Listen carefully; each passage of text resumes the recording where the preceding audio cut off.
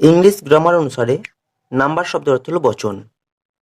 তোমরা সকলেই জানো যে নাম্বার দুই প্রকার, সিঙ্গুলার নাম্বার এবং প্লুরাল নাম্বার।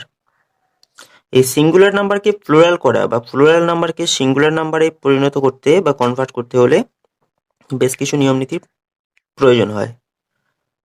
ছাত্রছাত্রীরা তোমরা অনেক সময়ই সিঙ্গুলার নাম্বারকে প্লুরাল নাম্বার করতে গিয়ে বেশ কিছু সমস্যায় পড়ে থাকো। এই ভিডিওতে আমি নাম্বার বা বচন এই সম্পর্কে পূর্ণাঙ্গ ধারণা তোমাদের দিয়ে থাকবো। ভিডিওটি শেষ পর্যন্ত দেখো, তাহলে নাম্বার কাকে বলে, নাম্বারের প্রকারভেদ এবং সিঙ্গুলার নাম্বারকে কিভাবে প্লুরাল করতে হয় সেই সম্পর্কে পরিপূর্ণ ধারণা তোমরা লাভ করবে। তাহলে চলো ভিডিওটি শুরু করা যাক।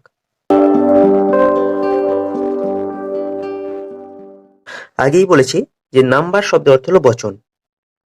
নাম্বার কাকে বলে? যে নাম্বার শব্দের বাংলা প্রতিশব্দ হলো বচন। নাম্বার কোনো কাউন্টেবল নাউন বা প্রোনাউনের সংখ্যা নির্দেশ করে। নাম্বারের কাজই হলো তাই যে কোনো কাউন্টেবল নাউন বা কোনো প্রোনাউন তার সংখ্যা নির্দেশ করবে। তা নাম্বার তোমরা আগে থেকেই জানো যে নাম্বার দুই প্রকার, এক হচ্ছে সিঙ্গুলার নাম্বার বা এক বচন, আর প্লুরাল নাম্বার বা বহুবচন। এখন সিঙ্গুলার নাম্বার কাকে বলে? যখন কোনো নাউন একটি মাত্র কোনো বস্তু বা ব্যক্তিকে বোঝায় তখন সেই নাউনকে সিঙ্গুলার নাম্বার নাউন বলা হয়। অর্থাৎ একটি মাত্র বস্তু বা ব্যক্তিকে বোঝাতে হবে, তাহলে তাকে সিঙ্গুলার নাম্বার বলা যাবে। অর্থাৎ সিঙ্গুলার নাম্বার একটি মাত্র ব্যক্তি, বস্তু, স্থান, পাত্র ইত্যাদি নির্দেশ করে, যেমন বয়, বুক, গার্ল, ভিলেজ ইত্যাদি, etc etcetera.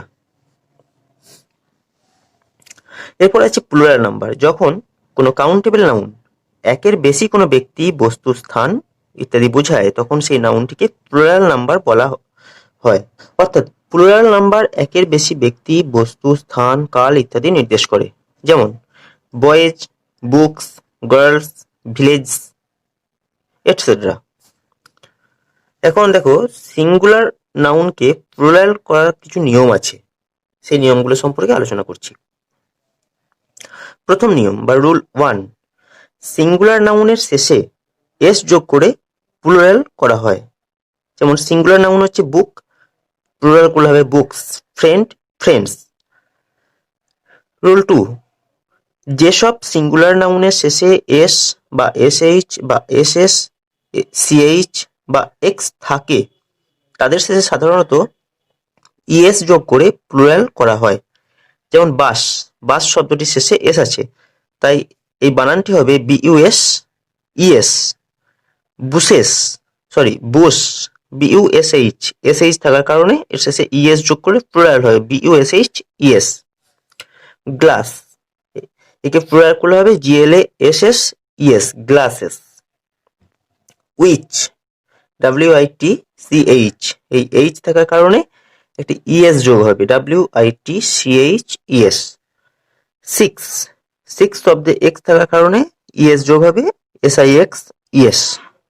Loss, double S থাকার কারণে লস শব্দটি প্লুরাল হবে LOSSES। নিয়ম 3, যদি শব্দের শেষে থাকা CH, এই যে লেটার দুটি রয়েছে CH, এর উচ্চারণ যদি কে বা কয়ের মতো হয় তাহলে এস যোগ করে প্লুরাল ফর্ম করতে হবে। যেমন মোনার্ক, MONARCH, মোনার্ক, একে প্লুরাল করলে হবে MONARCHS। অর্থাৎ এখানে দেখো ইএস নয়, শুধু এস যোগ হলো। স্টমাক, STOMACH, স্টমাক, এটি প্লুরাল হবে STOMACHS, অর্থাৎ শুধু এস যুক্ত হলো। এরপরে দেখো নিয়ম 4 বা রুল 4, নাউনের শেষে ওয়াই থাকলে এবং ওয়াই এর ঠিক পূর্বে কনসোন্যান্ট লেটার থাকলে ওয়াই এর পরিবর্তে IES যোগ করে প্লুরাল করতে হবে। যেমন LADY, লেডি, এর প্লুরাল ফর্ম হবে LADIES। ARMY, আর্মি, এর প্লুরাল ফর্ম হবে ARMIES। রুল 5, নাউনের শেষে ওয়াই থাকলে এবং ওয়াই এর ঠিক পূর্বে ভাওয়েল থাকলে নাউনের শেষে এস যোগ করতে হবে, ইএস নয়, শুধু এস যোগ করতে হবে। যেমন BOY, বয়, BOYS, KEY কি, KEYS, DAY day, DAYS days. Rule 6, singular নাউনের শেষে ও থাকলে এবং ও এর ঠিক পূর্বে কনসোনান্ট থাকলে শব্দের শেষে ইএস যোগ করে প্লুরাল করতে হবে। যেমন MANGO ম্যাঙ্গো, ও হলো প্লুরাল, ম্যাঙ্গোর শেষে যে ওটি আছে সেটি হলো ভাওয়েল, এই ভাওয়েল থাকার কারণে ইএস যোগ হবে, MANGO ES mangoes. HERO hero, হিরোর শেষে থাকা ওটি হলো ভাওয়েল এবং এ কারণে ইএস যোগ করতে হবে, HERO ইএস হিরোজ। রুল 7, কিছু ক্ষেত্রে শব্দের শেষে ও এবং তার পূর্বে কনসোনান্ট থাকলেও এস যোগ করে প্লুরাল করতে হয়। তাহলে কি বলছে, শব্দের শেষে যদি ও থাকে এবং তার পূর্বে কনসোনান্ট থাকে তা সত্ত্বেও ইএস না করে এস যোগ করে প্লুরাল করতে হয়। যেমন RHINO রাইনো, এর প্লুরাল হবে RHINOS রাইনোজ। EGO ego, EGOS ইগোজ। TOBACCO tobacco, TOBACCO tobacco, এর কোনো চেঞ্জ হয় না, টোবাকো টোবাকোই থাকে।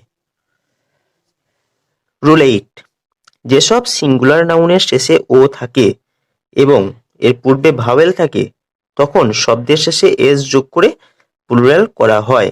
যেমন RADIO radio, RADIOS radios. STUDIO studio, STUDIOS studios. CUCKOO cuckoo, CUCKOOS cuckoos. Rule 9, নাউনের শেষে এফ বা FE থাকলে এফ বা FE এর পরিবর্তে VES যোগ করে প্লুরাল করতে হয়। মনে রাখবে, এফ বা FE থাকলে তার পরিবর্তে VES যোগ করতে হচ্ছে। যেমন CALF কাফ, CALVES, এফ আর নেইকো, ওটা হয়ে গেছে VES। LEAF leaf, LEAVES leaves. LOAF loaf, LOAVES loaves.